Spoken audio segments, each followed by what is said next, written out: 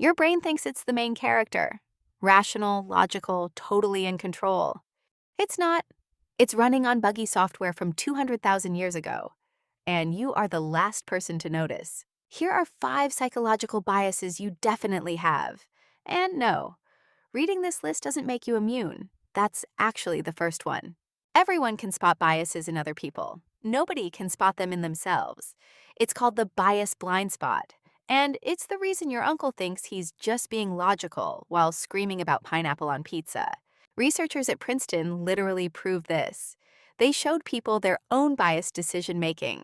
Everyone agreed the other participants were biased. Themselves? Nah, I was being objective. You're doing it right now. Reading this thinking, well, maybe other people, but I'm pretty self-aware. That's the bias blind spot. Congrats, you're in it. If you think the algorithm is radicalizing people, wait till you hear what your own brain does.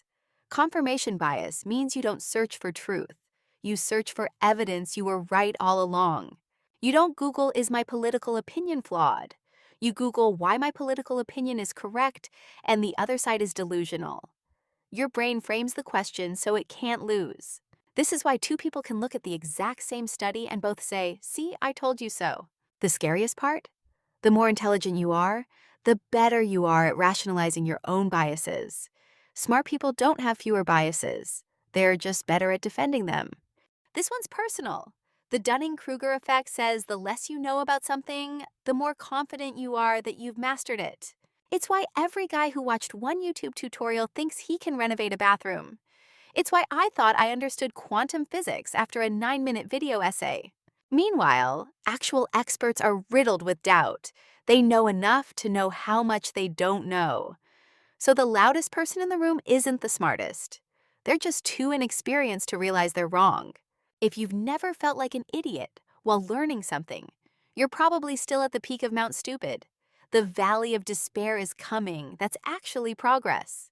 Attractive people get paid more, hired faster, perceived as smarter, kinder, more trustworthy. This isn't a dating app thing. It's your brain doing something called the halo effect. One positive trait, like being good-looking, creates a halo that colors everything else you perceive about that person. The reverse is also true. It's called the horn effect. One negative trait, and suddenly everything about you is suspect. Had a bad first impression at work? Good luck undoing it. Your brain already filed you under incompetent, and it's not interested in appeals. The takeaway? First impressions aren't just important. They're basically the whole game. Your brain decides in seconds and spends the rest of the time justifying that decision. This one costs you money, time, and possibly your dignity.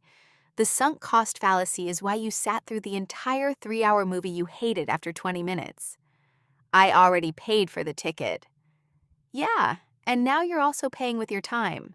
It's why people stay in terrible relationships. We've been together 4 years. Cool, so you want to make it 5? That's not logic. That's your brain treating past investment as a reason to keep investing. Like a gambler doubling down because they've already lost too much.